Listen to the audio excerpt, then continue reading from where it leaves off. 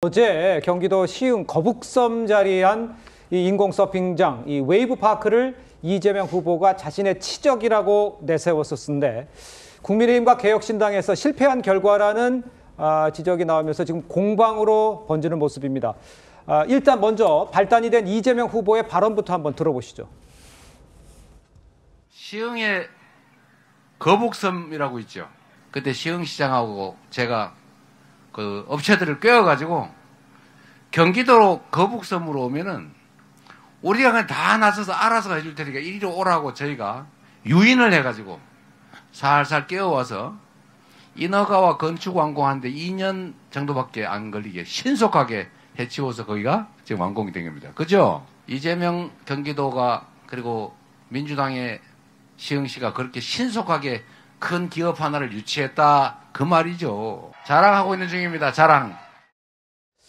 자, 신속하게 기업을 유치했다 이거를 이제 이야기하는 상황이었는데 사실 시흥시 의원 한 분이 본회의에서 이 거북섬 공실률 87%에 달한다고 지적을 했고 실제로 이쪽에 그 카페와 편의점 등 잇따라 폐업을 하고 있는 상황이랍니다. 그러니까 치적으로 내세운 게 치적이 아니다라는 지적을 하면서 지금 공방이 벌어진 거죠? 그렇습니다. 예, 설명 좀 필요하고요. 제가 이 거북섬을 얼마 전에 가본 적이 있는데 네. 굉장히 한산해요.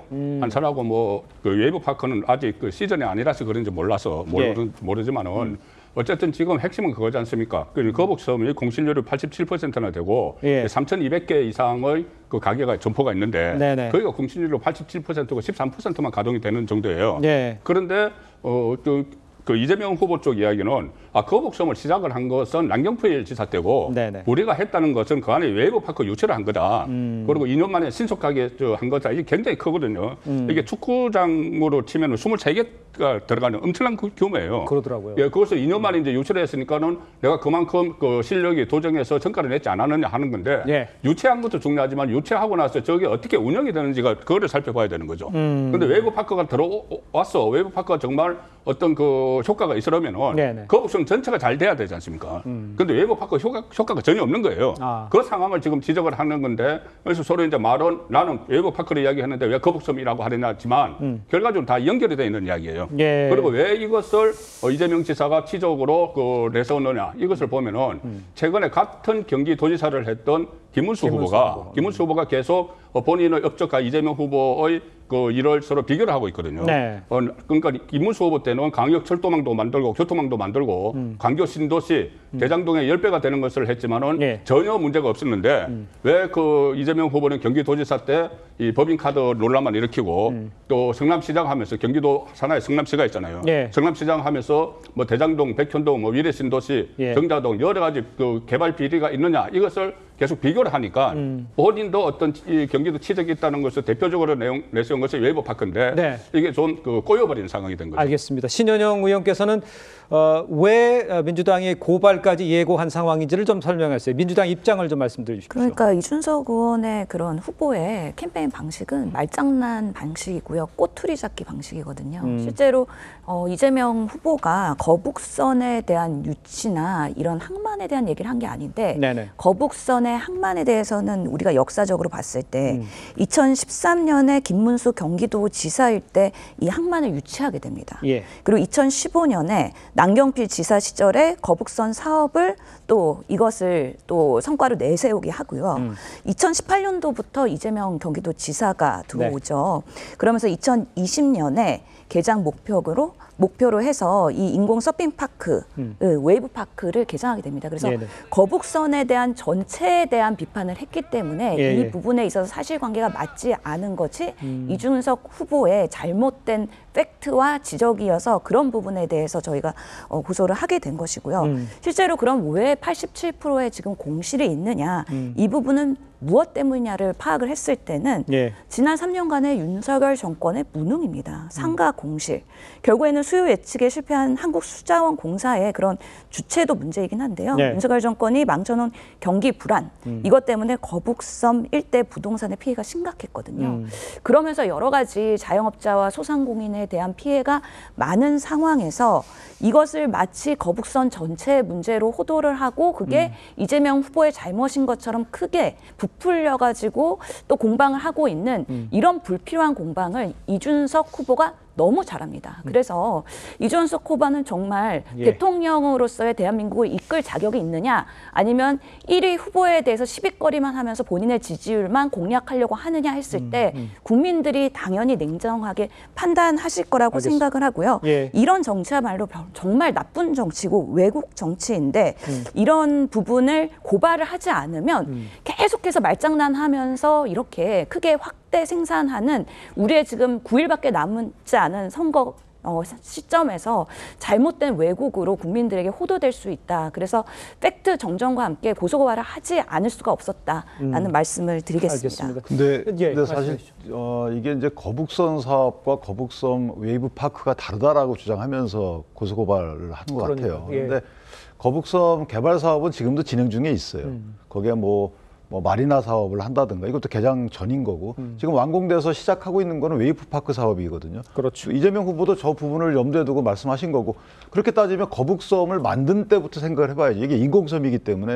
그러니까 거북섬 사업 그러면 지금 논의되고 있는 웨이브파크라고 인식을 다 하고 있는 것이고, 웨이브파크 사업은 사실은 그 유치를 통해서 뭔가 지역 활성을 하려는 선의는 인정되지만 어쨌든 그것 때문에 많은 상가들이 분양이 됐단 말이에요. 그거 보고. 웨이브파크라는 게 이거 인공 파도 타기 이거잖아요. 맞아요. 그런데 이거 한 번에 한 사람뿐이 못 한다 이런 구조적 한계도 있고, 어쨌든 이 웨이크 파크 때문에 많은 분들이 집 팔고 못 팔아가지고 저게 상가를 분양받았단 말이에요. 맞아요. 근데 지금 공시률이 저렇게 크기 때문에 저건 경기하고 상관없이 저 지역이나 사업자 특성이 있는 거죠. 그래서 저기에 대해서는 이재명 후보도 치적이 아니고, 물론 그 당시에 치적이지만 지금 놓고 보니까 이게 조금 우리가 검토를 좀 덜 했던 것이 아닌가라고 유감 표명을 해야 될 사안이라고 보여져요.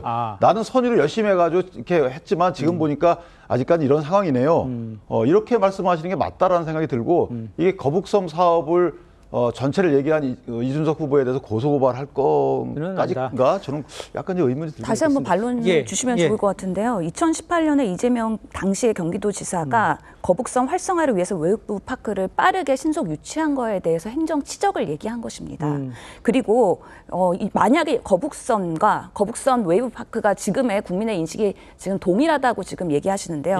그렇다면 이준석 후보가 지금 페북에서 처음에는 거북선으로 썼다가 거북선 웨이브 파크라고 수정을 하게 됩니다. 그런 부분에서 본인도 잘못을 인정을 한 거예요. 그런데도 불구하고 또 한 번 페북에서 얘기를 하는데, 제가 언제 거북섬을 이재명 후보가 매립했다고 이야기했으니까 그랬는데, 저희가 고소 고발한 건은 거북섬을 매립했다고 고발한 게 아닌데, 또 매립이라는 단어를 끄집어 와가지고 없던 단어를 가지고선 또 본인의 변명을 하는 방식으로의 불필요한 논란을 가지고 있다. 뭐든지 개발은 정권이 바뀔 때마다, 지사가 바뀔 때마다 각자의 책임을 갖고서 하는 건데, 그 전체를 가지고 이렇게 비판하는 건 정말 나쁜 정치의 전형이다. 자제하셔야 된다는 말씀을 드리고 싶습니다. 웨이브파크가 민간업체가 한 거거든요. 민간업체가 해서 민간업체가 상가를 지어가지고 많이 분양을 해가지고 분양 수익은 막대한 수익을 얻었어요. 근데 지금 보니까 상가 공시률이 높으면 그 상가를 만약에 노후 대책으로 분양받은 사람들은 지금 손해를 엄청 보고 있는 거죠. 여기에 대해서 공감을 해주시는 게 맞지 않나 싶어요. 그런 부분에 대해서는요, 한 번만 더 말씀드리고요. 코로나19가 있었고요. 그리고 윤석열 정권에 3년이 있었습니다. 소상공인 매년 100만이 폐업하고 있습니다. 이런 부분의 책임도 당연히 있는데 비판하는 거는 저는 정말 부적절하다고 생각합니다. 지역 실정을 모르시는 게 제가 방금 물어봤는데, 이게 코로나하고 뭐고 때문에 그런 게 아니고 웨이브 파크 사업의 특성 때문에 그런 거예요. 그러니까 그거는 팩트체크 해보십시오. 이재명 후보가 명확히 정리를 해주셔야지. 아니 그 당시에 경기가 안 좋았으니까 이게 당연한 거다 이렇게 가는 유정자가 어디가 있어요? 비판하는 분들이 제대로 알고 비판하셔야죠. 일단 제 정리를 하면요, 시청자 여러분, 이겁니다. 그러니까 치적이라고 했던 부분이 치적인 것만은 맞는데, 이제 그걸 민주당 쪽에서는 이준석 후보가 그거를 딱 그것만 해서 아니라 그 앞에 전체를 다 얘기하지 않았기 때문에 문제가 된 것으로 얘기를 하시는 거고, 여기는 이제 결과물이 지금 공실이 많이 나고 있는데 그게 어떻게 전체를 봐야 되지 않느냐, 이렇게 해서 좀 유감 표명이라도 해야 되지 않는 사안이다, 해야 되는 사안이다, 이렇게 좀 지적을 하시는 것 같은데, 일단요, 그 웨이브 파크의 상가를 가진 분들은 이재명 후보의 발언이 무책임하다고 좀 비판을 하고는 있기는 하고 있습니다. 한번 좀 들어보시죠. 공실이 한 90% 가까이 될 거예요. 나머지 일부 좀 영업을 하고 있어도 정상적인 영업이라고 볼 수 없고요. 활성화시킬 수 있는 어떤 그런 대책들이 좀 나와야 되는데 그런 건 없고 그 유치한 거에 대해서만 그렇게 바람삼아 얘기한다는 게 좀 무책임해 보이고 그런 부분도 많죠. 자, 우리 조 부위원장께서는 어떻게 보세요?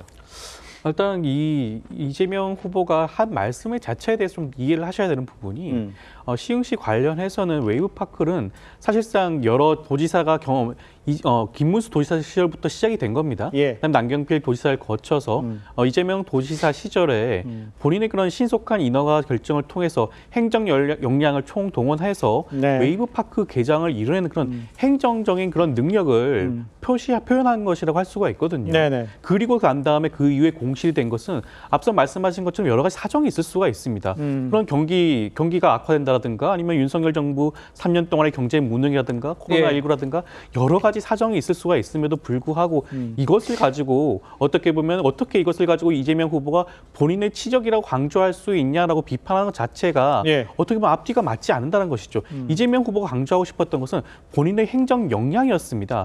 본인이 그런 행정 역량을 발휘하지 않았으면 웨이브파크 자체도 지금 현재도 제대로 개장조차 되지 않았겠죠.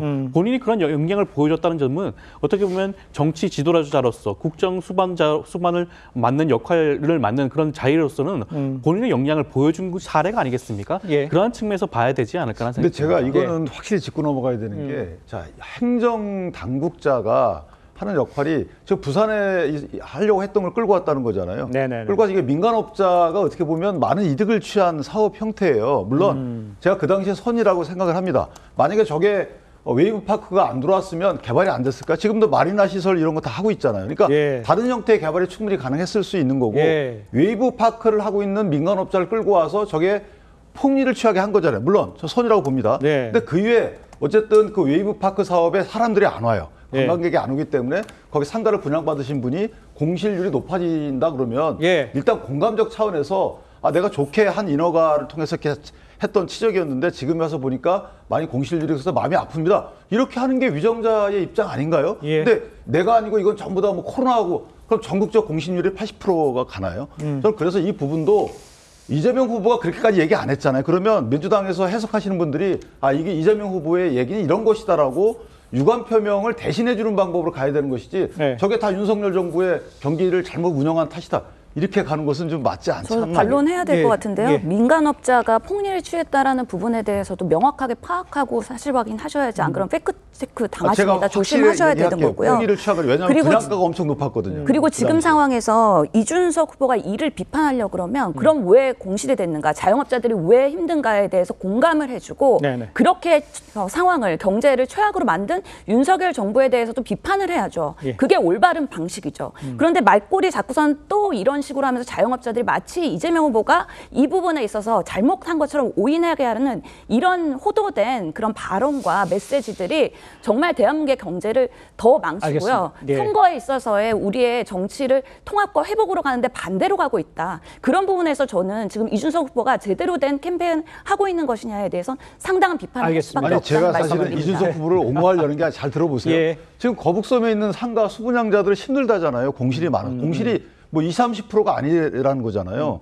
그럼 저기에 대해서는 위정자가 난 내가 한 것과 인과관계가 없으니까 저 부분 나 몰라 이렇게 얘기할 게 아니잖아요. 그러니까 그다음에 이게 윤석열 정부에서 코로나 때문에 또는 윤석열 정부의 경제 실책 때문에 됐다는 인과관계가 지금 입증이 안 되고 있잖아요. 그러면 마리나 탓을 하고 있어요. 저도 전화해 보니까 일단 사람이 안 와요. 사람이 안 오니까 공실률이 있는 거고. 네. 자, 그런 상황이 확실한데 여기에 대해서 이거는 우리하고 인과관계가 입증이 안 되니까 우리 잘못이 아니냐라고 해석하는 게 이게 맞나요? 저희가 알겠습니다. 또 반론을 예. 공평하게 주셔야 예, 됩니다. 정말, 발언을. 예. 지금의 자영업자의 공실로 있는 거 팩트입니다. 그리고 그럼 그걸 누가 책임인가에 대해서 토론할 수 있죠. 근데 네. 그렇지 않고 이준석 후보가 그것을 꼬투리 잡으면서 마치 그것이 이재명 후보의 전부 책임인 것처럼 자영업자들이 원망을 이재명 후보한테 하도록 그 프레임을 씌우고 있다는 겁니다. 알겠습니다. 그게 자, 정리하겠습니다. 잘못된 캠페인이라는 알겠습니다. 것이죠. 제가 그걸 충분히 시작하는 반론의 겁니다. 기회를 드렸고요. 양쪽에서 무슨 이야기를 하는지 이해는 아마 시청자 여러분도 하실 것 같습니다. 근데 계속 반복되고 있기 때문에 제가 여기서 좀 정리를 하고 저희가 좀 다음 주제로 넘어가야 될 것 같아요.